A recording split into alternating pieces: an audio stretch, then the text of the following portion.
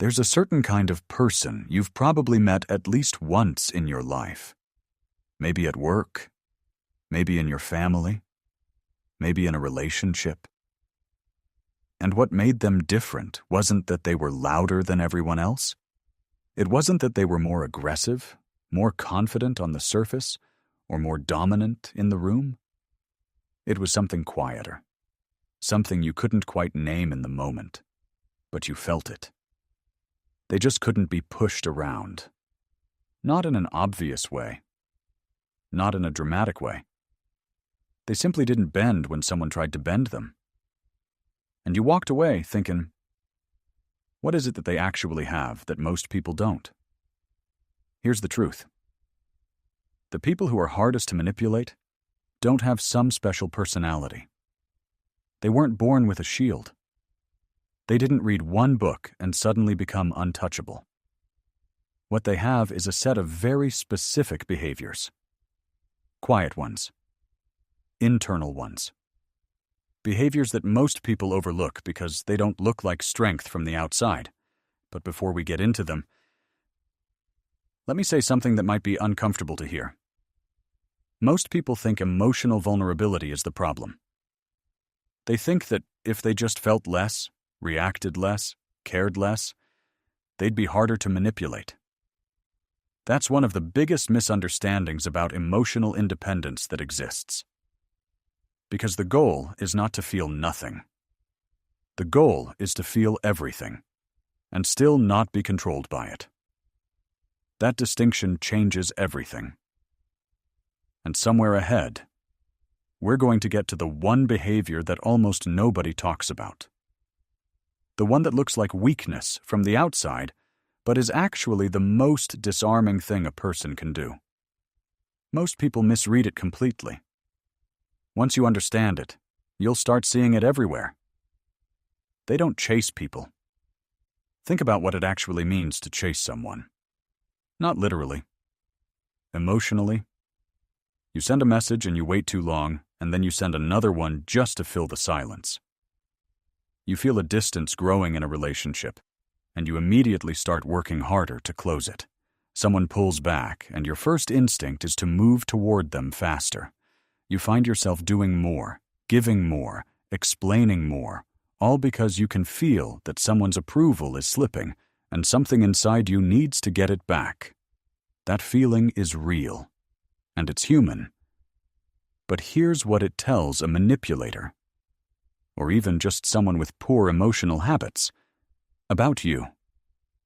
It tells them that your sense of self is on loan from them, that their attention is a resource you're dependent on. And once someone knows that, consciously or not, they start using it. Sometimes they pull back on purpose just to watch you lean in. Sometimes they create distance to test how quickly you'll come running. And you do. Not because you're weak, but because nobody ever showed you what the alternative looks like. The people who are hardest to manipulate have a different internal setup. Their self-worth doesn't live inside someone else's presence. It doesn't go up when someone texts back fast and crash when they go quiet. When a relationship starts to feel one-sided, they don't panic, they don't perform, they don't double down on effort to prove their value. They simply notice. They give it space. And if the imbalance continues, they step back, quietly, without drama, without making it a scene. That communicates something without a single word. It communicates that you're complete without them. And there is nothing more disarming to someone who relies on your emotional need. You're not cold. You're just not available to be controlled through longing. That's a very different thing. Once you stop chasing, you start watching something much more clearly. They trust behavior, not words. This sounds obvious. Everyone nods when they hear it. But almost nobody actually does it in practice, because words feel so immediate, so personal. When someone says the right thing, something in us wants to believe it. We want the apology to mean transformation. We want the promise to mean change, and so we update our trust based on what we heard, not on what we've actually seen. But here's the thing. Words are free. They cost nothing to say. Behavior costs something. Consistency costs something. Showing up differently over time costs effort and intention. The people who are hardest to manipulate have trained themselves, sometimes through painful experience, to read that difference. When someone apologizes loudly, but nothing about their behavior changes a week later, they don't call it healing. They call it information. When someone makes a big declaration about how important you are to them, but their actions stay the same, or get worse, they don't fill that gap with hope. They fill it with clarity. This is not cynicism. This is pattern recognition. A manipulator's greatest tool is often language. Framing. Reframing. Making you feel like you misunderstood, overreacted, or are being unfair. But behavior doesn't lie the same way words can. Behavior over time is the truth of what someone actually values, what they actually intend, and who they actually are. Once you train your eyes instead of just your ears, you become very hard to deceive. But trusting behavior means nothing if you're still reacting before you've even processed what's happening. They regulate their emotions before they respond. Most people think emotional regulation means suppressing how you feel. Swallowing it? Keeping a poker face? Being stoic in a cold, performative way.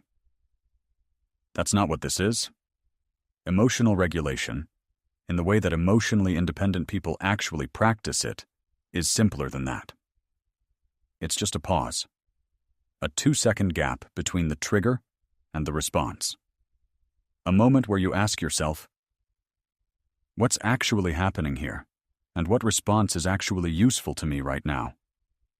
Here's the truth about manipulation. Almost every manipulative dynamic depends on a predictable emotional reaction. The goal is to press a button and get a specific output. Guilt, defensiveness, anxiety, anger, compliance. If you can be reliably triggered into one of those states, you become easy to steer. A 2-second pause breaks the circuit. Not because you stopped feeling anything, but because you chose not to react from the feeling before you understood it. And when someone pushes a button and gets stillness instead of the expected reaction, they lose leverage. The mechanism stops working. They often reveal themselves in that silence because they'll push harder, or shift their approach, or suddenly become very uncomfortable. And all of that is information. The person who responds from intention instead of impulse is always the one with more control in the room. And here's what most people completely miss about this pause. It's not just a waiting strategy. It's a diagnostic one. They use silence as a tool for analysis. Silence is usually framed as either awkward or passive. Something to fill. Something to escape. Most people are uncomfortable with silence in a conversation, especially when there's tension. And so they rush to fill it with words, with explanations, with anything that makes the discomfort go away. But emotionally independent people have learned something about silence. It's not empty. It's revealing. When you go quiet in a tense moment, truly quiet, not hostile, just still, you learn things that words would have buried. You see who gets nervous when you don't react. You see who escalates when they don't get the expected response. You see who respects the pause and who tries to use it to push harder. Silence removes the emotional noise from a situation and shows you what's actually underneath. If someone is being genuine with you, your pause will feel natural to them. They'll wait. They'll give you space. But if someone is trying to manipulate a specific reaction out of you, your silence will unsettle them. Because the script stopped working. And their next move, whatever it is, will tell you more about their intentions than anything they've said so far. Silence is also protective.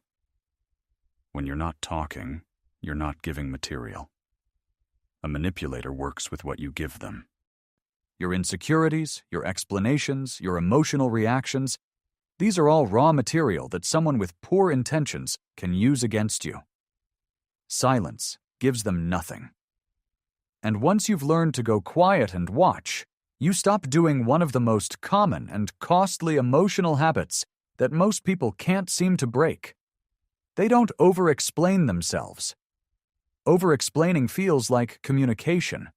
It feels like being transparent, being responsible, being emotionally mature. But most of the time, it's anxiety in disguise.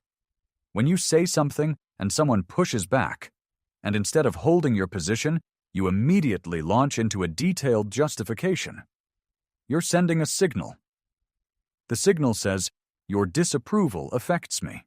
Your disagreement destabilizes me. I need you to understand me and accept me, or I won't feel okay. A person who knows how to manipulate will use exactly that. They'll push back. Not because they have a real objection, but because they know pushing back makes you explain yourself more. And the more you explain, the more you reveal. The more you reveal, the more leverage they can find.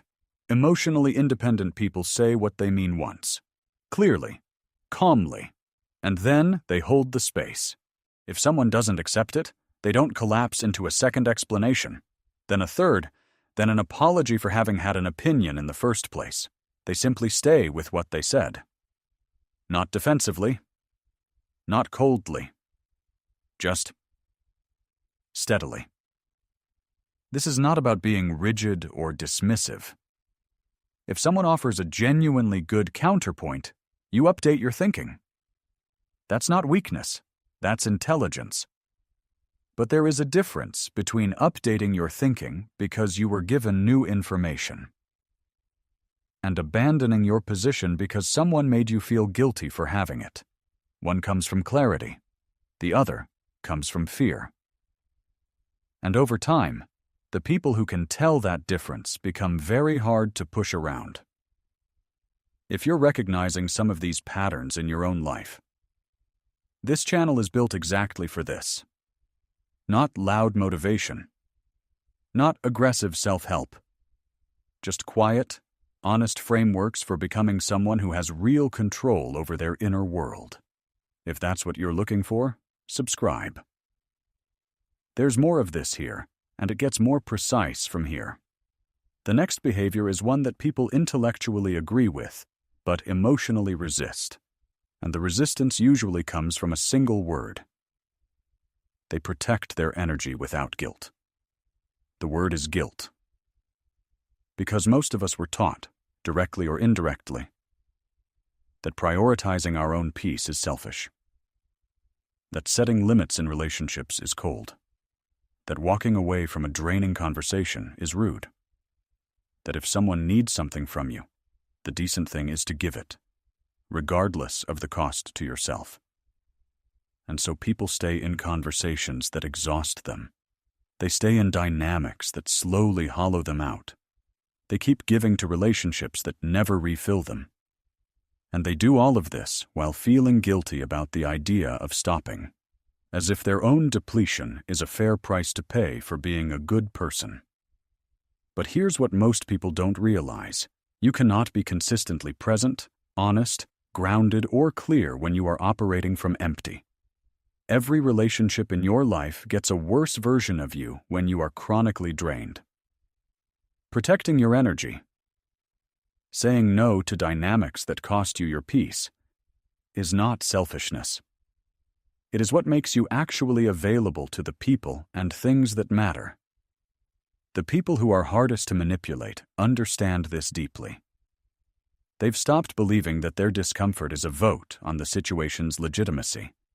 If being around someone consistently makes them feel smaller, more anxious, more depleted, more confused about themselves, that feeling is data. Not drama. Data. And they act on it. They leave conversations when they need to. They create distance from people who don't respect their limits.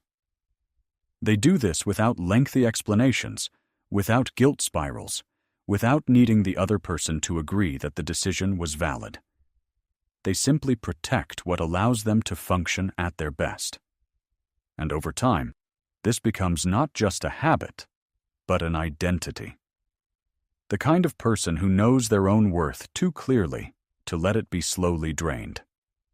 That identity, the sense of quiet, unshakable internal grounding, is ultimately what powers all of these behaviors, including the last one. They observe first, then they respond, not react, respond.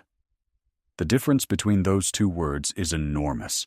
Most people enter a situation already loaded with assumptions. They walk into a conversation, and they're already running the emotional script before a single word has been exchanged. They feel tension, and they immediately start trying to manage it. They see a look on someone's face, and they've already decided what it means. They hear a tone of voice, and they've already prepared their defense.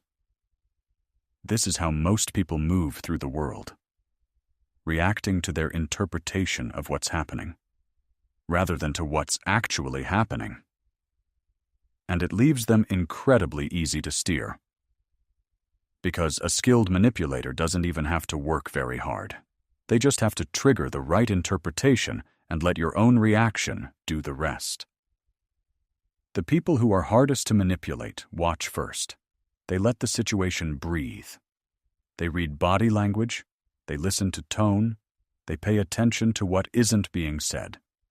They notice inconsistencies between what someone's words are doing and what their presence is communicating. They gather information before they form a position. This isn't passivity. It's precision. When you wait to understand before you decide how to respond, you take back an enormous amount of power. You stop being predictable. You stop being steerable. You become the one in the interaction who is actually seeing clearly, while everyone else is still running on impulse. And here's the deeper truth underneath all of this. The reason these 7 behaviors work is not because they make you harder to read. It's not because they make you cold or strategic or untouchable in some disconnected way. It's because they all point to the same thing, an internal stability that doesn't depend on external approval. A sense of self that stays consistent, whether someone is validating you or trying to destabilize you. A quiet knowledge of your own worth that you stopped needing to prove to anyone. That's what emotional independence actually is. Not the absence of feeling. Not the performance of strength. Not the ability to never be affected. It's the ability to be affected and still remain yourself.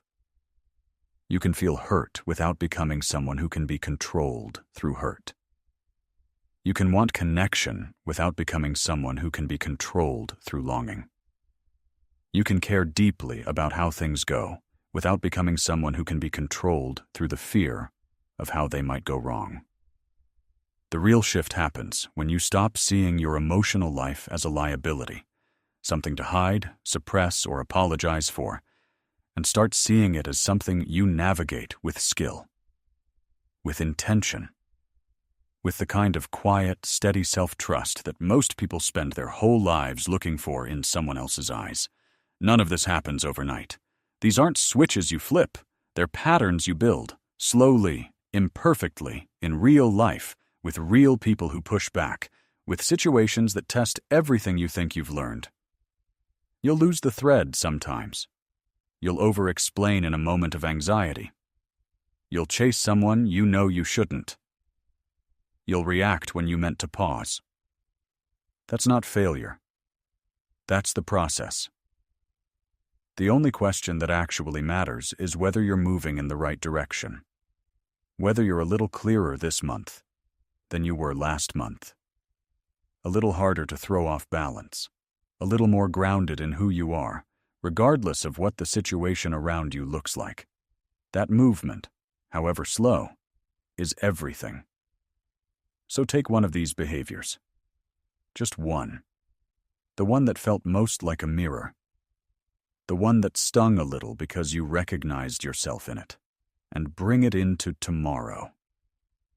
Not perfectly, just intentionally. Because becoming someone who can't easily be manipulated has nothing to do with controlling other people. It never did. It's about becoming someone that other people simply cannot control. And that kind of freedom is quieter than most people expect. Less dramatic, more grounded. But once you have even a small piece of it, you'll know exactly what it's worth.